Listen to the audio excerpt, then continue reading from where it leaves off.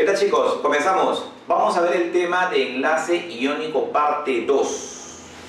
En este caso tenemos que analizar básicamente las propiedades de los compuestos iónicos. Es importante mencionar que un compuesto químico viene a ser una sustancia pura que proviene de la unión de dos o más elementos diferentes. Ok, no existe elemento iónico, lo que sí existe es compuesto iónico. Cuando uno habla de propiedad, hablamos de una característica. Es una característica, o también podríamos decir que es una cualidad. Estas características, diversas cualidades que podemos encontrar en los compuestos iónicos.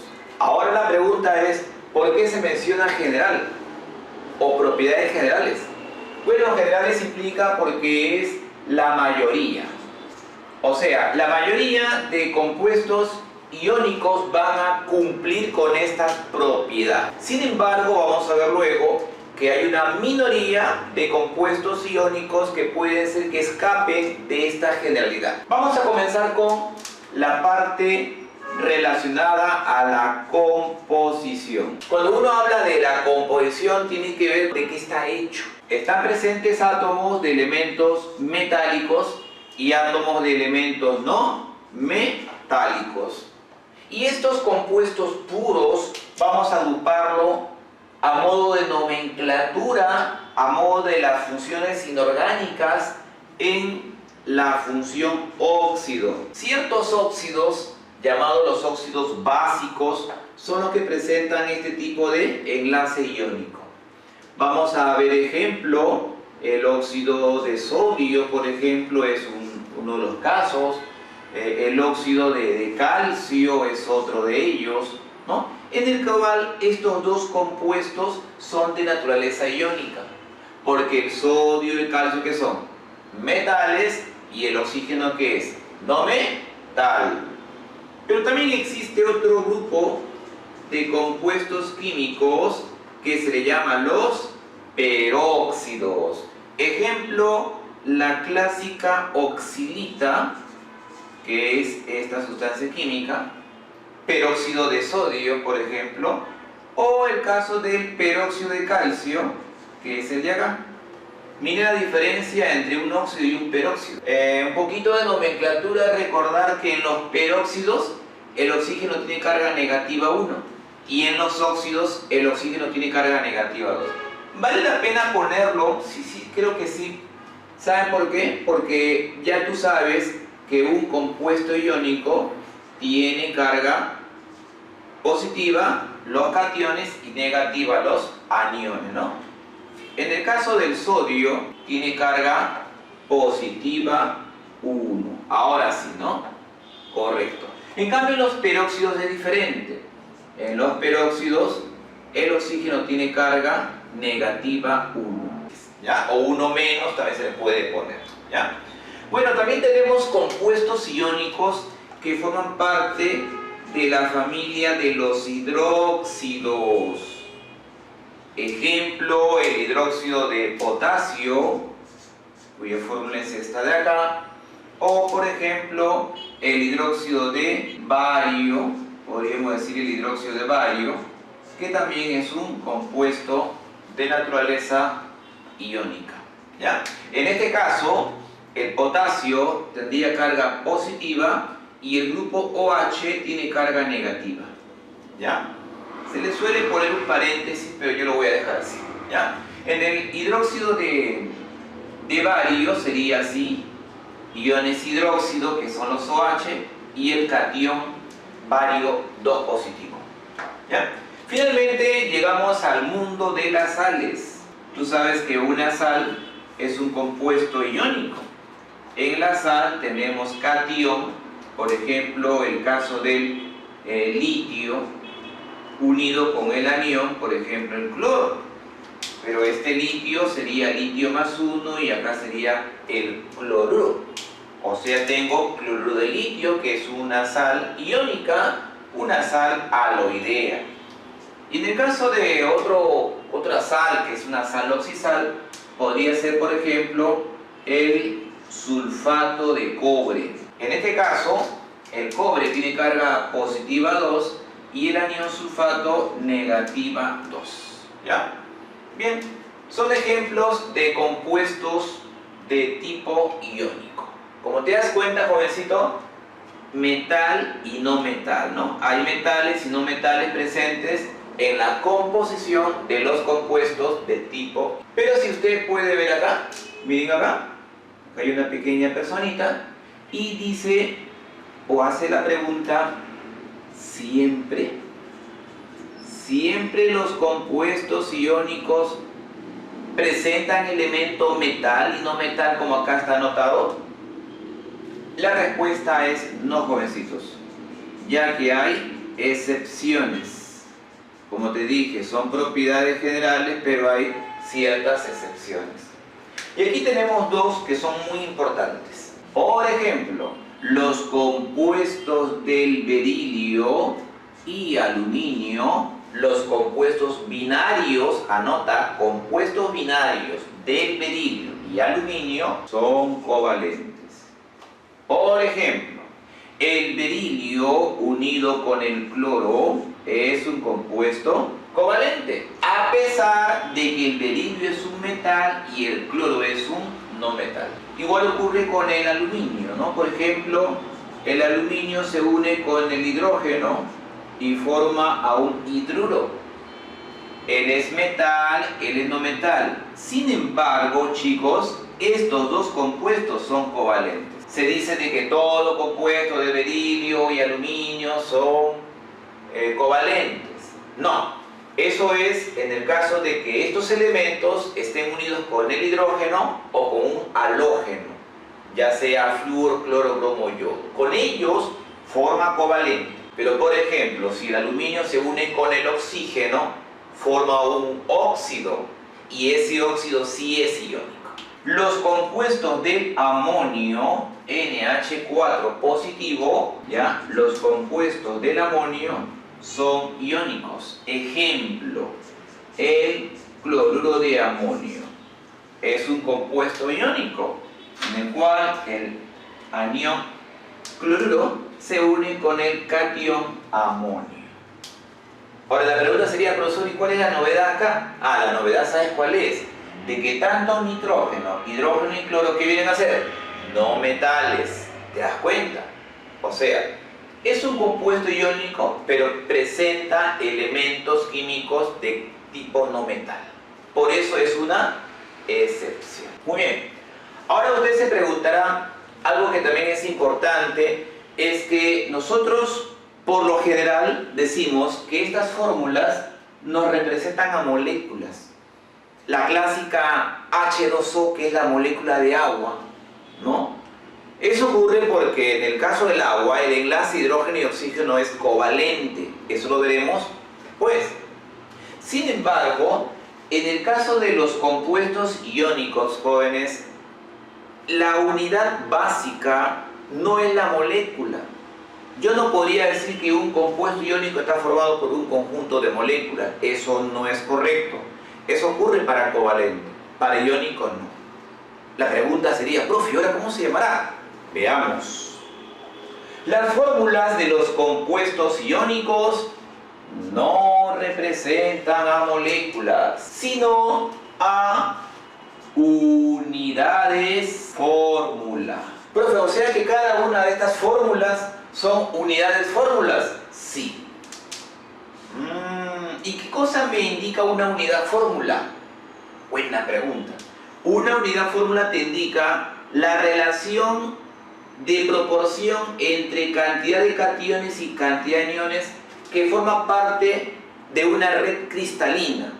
Eso te lo explico dentro de poco. Ahora vamos a ver una parte que también es importantísima, jóvenes. Esta parte es la trascendental. Como tú puedes ver en la imagen, he querido mostrar esquemas gráficos más que mero texto, porque el mero texto es memorístico y aquí voy a darte una información un poquito más práctica, ¿sí? Mira, los compuestos iónicos a temperatura ambiente, ¿en qué estado físico se encuentran? Por ejemplo, el agua se encuentra como líquido. El oxígeno que estamos respirando se encuentra como gas. ¿Te das cuenta? Y por ejemplo acá la tapita del plumón se encuentra como sólido, ¿no? Acá en los tres ejemplos que te he mencionado no hay enlace iónico. Jóvenes, en el caso de los compuestos iónicos a temperatura ambiente son sólidos. Ahora, dentro del mundo de los sólidos hay dos tipos de sólidos. Los sólidos ordenados por dentro y los sólidos desordenados por dentro.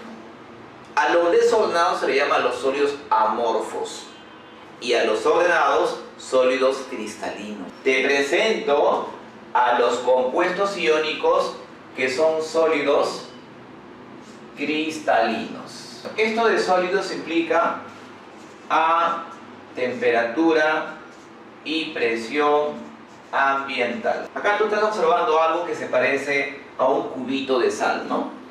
Bueno, te comento de que esto es una idea de cómo los iones se encuentran por dentro. Están muy ordenados, ¿sí o no? Acá tenemos a los chiquitines, que son los cationes, y a los aniones, que son más grandecitos. Como te das cuenta, están muy ordenados y dispuestos en el espacio. Estos iones, jovencitos, están experimentando un tipo de movimiento llamado movimiento de vibración, característico del mundo sólido. Las partículas solamente experimentan vibración. Esa vibración se va a incrementar mientras el sólido tenga más energía. Si tú lo calientas, ese calorcito llega al cuerpo y los iones comienzan a vibrar más. Esa energía que tienen almacenada los cuerpos iónicos permite que los compuestos iónicos soporten elevada temperatura. Hay que vencer a esa energía para romper el enlace iónico y hacer que esa red cristalina se desmorone y los iones adquieran cierta movilidad, ¿no? O energía cinética. A la energía que se encuentra almacenada en los sólidos cristalinos iónicos se le llama energía reticular. Esta energía la presentan los cuerpos cristalinos, ¿ya? Los cuerpos cristalinos. Si yo tengo el sólido que ya sé que es cristalino, lo observo, veo que tiene una forma ordenada, ¿no? Con una lupa, con un microscopio lo puedo comprobar. Pero la pregunta es si yo puedo tocarlo y soy curioso, ¿no? Y digo, ¿se dejará rayar con mi uña? ¿Se dejará rayar con un clavo o con un cuchillo? Jóvenes, en general los compuestos iónicos son sólidos que resisten el rayado. Yo quiero rayarlo, pero caramba, me cuesta rayar. O se desgasta la punta del filo del metal, o se gasta la superficie del sólido. Si la superficie se gasta poquito, me está diciendo a mí indirectamente que el sólido no quiere ser rayado.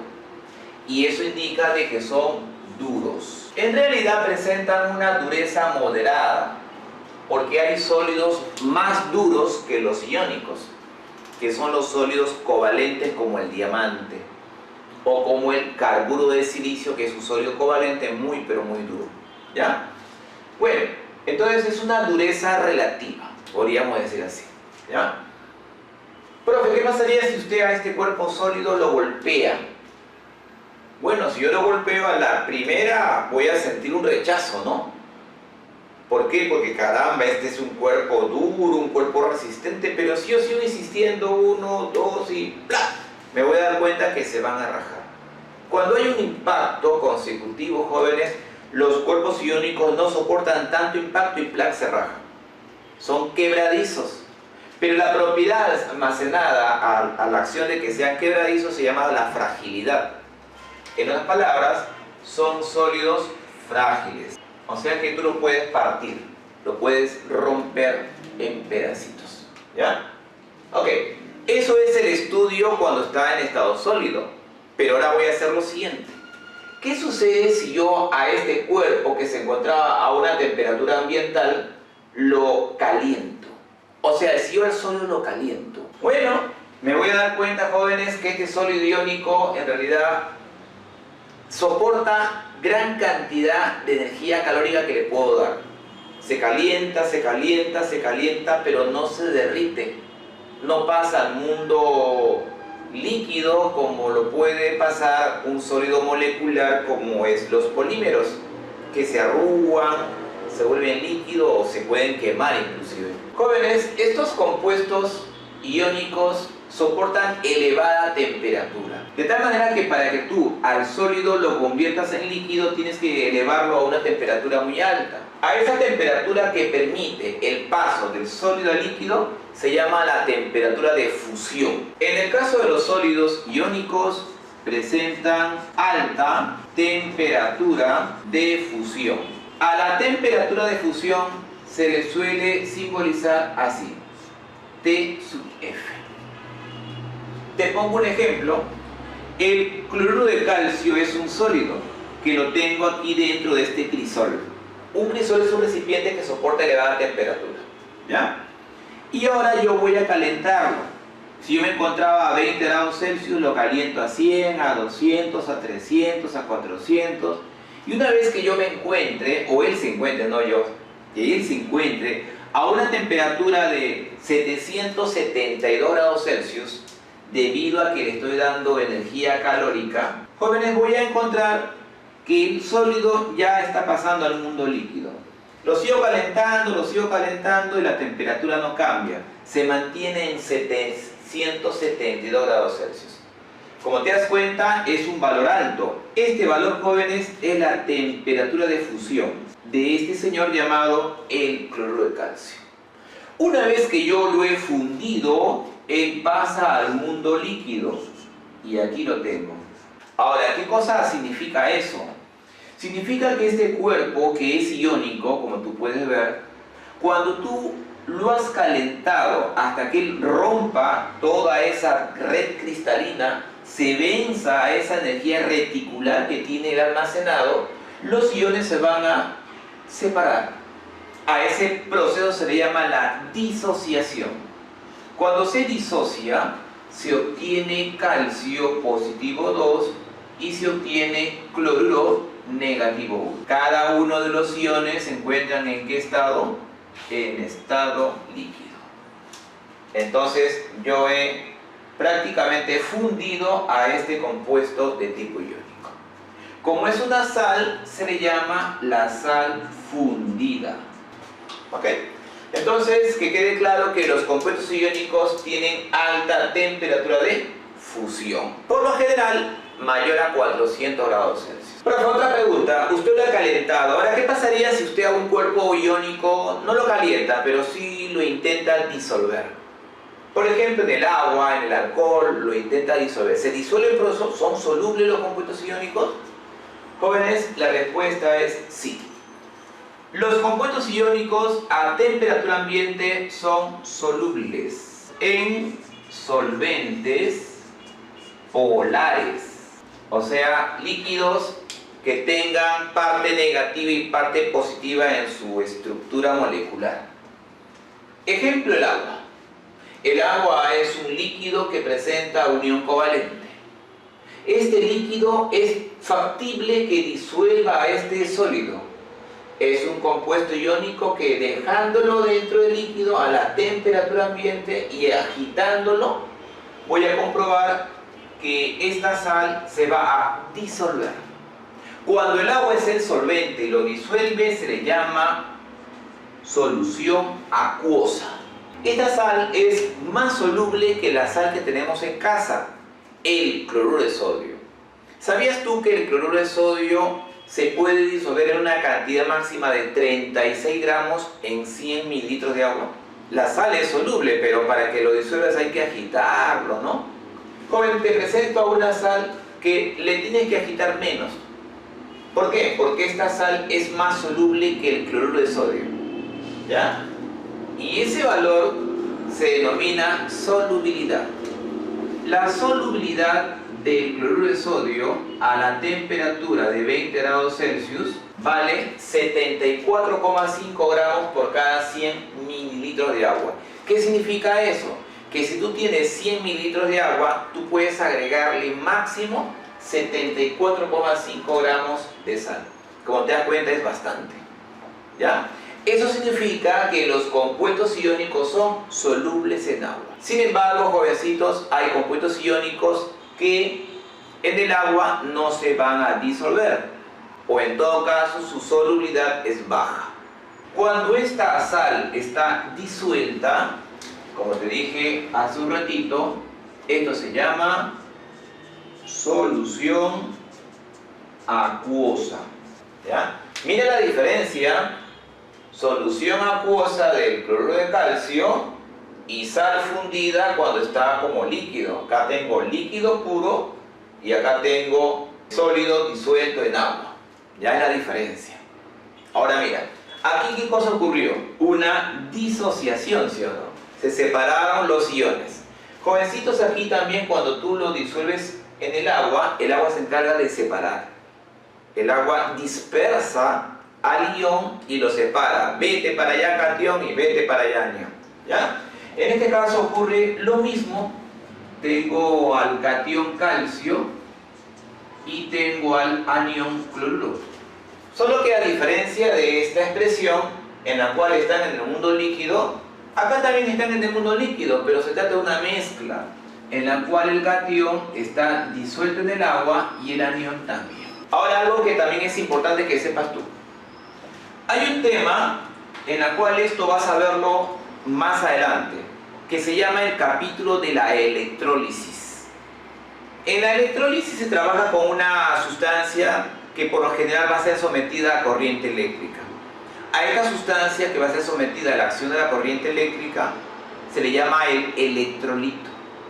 Entonces te comento, jovencito, de que la sal fundida y la solución acuosa, debido a que generan iones, en física un ion positivo o negativo es un cuerpo portador de carga eléctrica.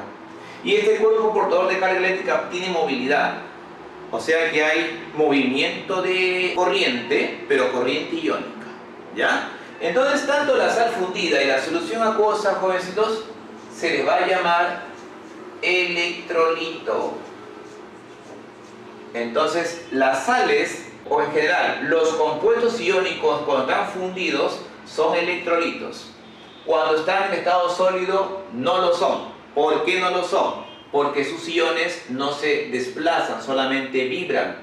Pero cuando yo los fundo o cuando los disuelvo, los iones adquieren movilidad. Profe, o sea que es un medio conductor de la corriente. Exacto, jovencitos. Los electrolitos son medios conductores de la corriente. Profe, ¿conducen la corriente así como los metales? Sí. Por ello también se les llama conductores de segundo orden. Ok, chicos, espero que esta parte también les haya gustado sobre el tema de propiedades generales de los compuestos iónicos.